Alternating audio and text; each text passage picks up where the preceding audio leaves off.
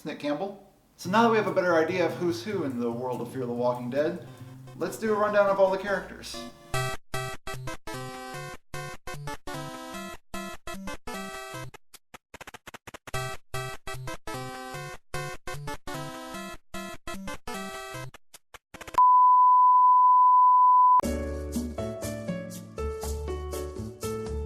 Now don't get me wrong, this is exactly what I asked for from Fear the Walking Dead. Not another series about a band of brothers who are also conveniently zombie killing machines. I want to see regular people in extraordinary circumstances.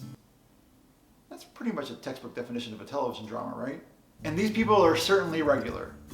Well, you might not have a teacher, a guidance counselor, a drug addict, and a woman with unusually perfect hair in your life.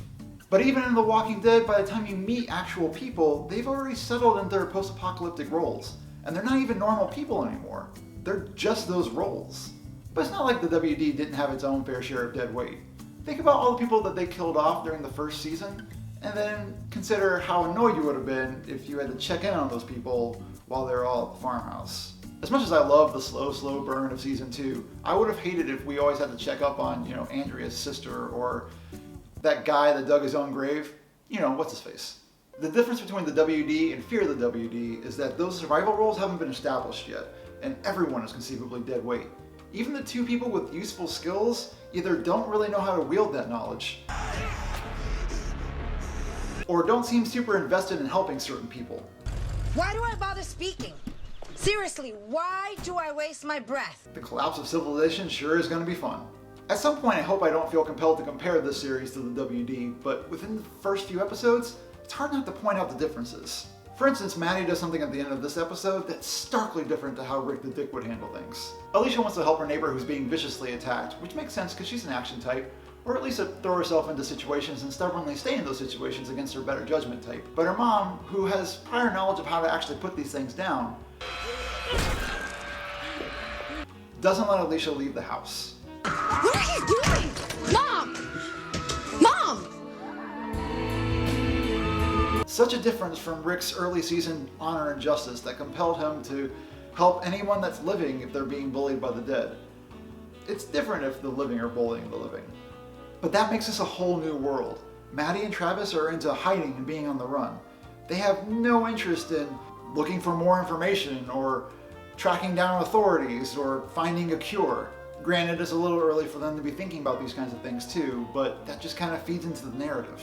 We get to witness the collapse of civilization through the eyes of people that are actually living through it, rather than putting the puzzle pieces together once Rick's crew stumbles over them. And while that means that we're going to stew more on the reactions of these unfortunate folks, like Maddie's powerful yet short-lived breakdown in the bathroom. Where are you? You okay? Yeah, we're okay. Can you come home? It doesn't mean that we're going to be shortchanged on any of the action moments of the series. In this episode alone, there are a number of tense and horrible situations, from principal bashing to narrowly avoiding a riot. This show is also not going to shy away from social issues, which the best of the horror genre always incorporates seamlessly.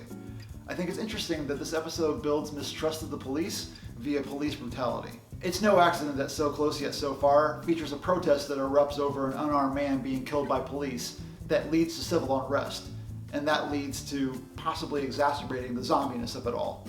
Obviously, we know that the police are trying to kill zombies in order to protect the public, but a history of violence by the authorities against minorities and the impoverished is now built into the show because it reflects our current events. So what is it trying to say? Is it saying that the police should be trusted and that overzealous protesters will lead to undermined civilization? Or is it saying that the government is untrustworthy and when a grave external threat appears, who in their right mind would trust a twitchy, racist institution to protect them?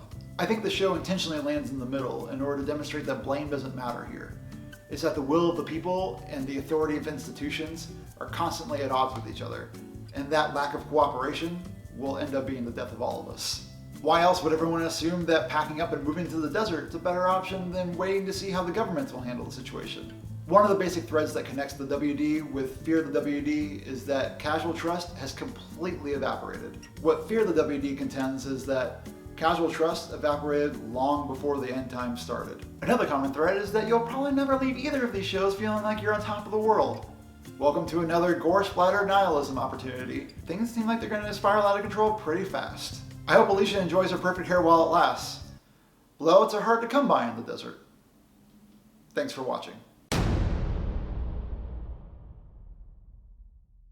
Hey everyone, if you like this video, don't forget to give it a thumbs up and subscribe to the channel if you want more videos about television and stuff, because I do those here. Reach out to me either here in the comments or Twitter or Tumblr or wherever. Those links are in the description.